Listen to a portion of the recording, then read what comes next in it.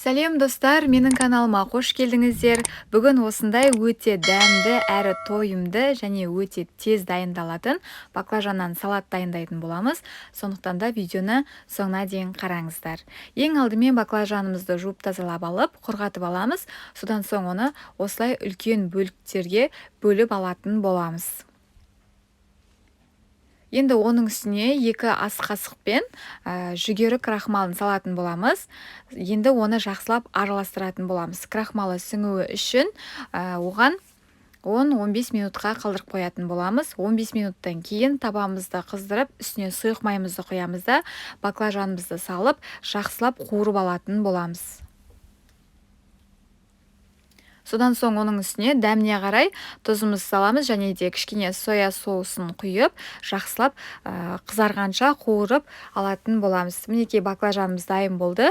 Ендігі жерде қызанағымызды турап алатын боламыз. Жаңағы суыған, әбден суы керек. Суыған баклажанымыздың үстіне туралған қызанағымызды қосып шығатын боламыз.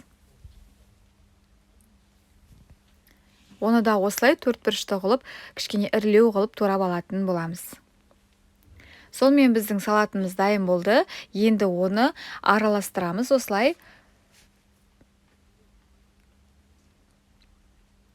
Жақсылап араластырып аламыз да, бетіне әсемдік ретіне және де дәм беру үшін мен жаңағы күнжітті қостым. Ол маңызды емес.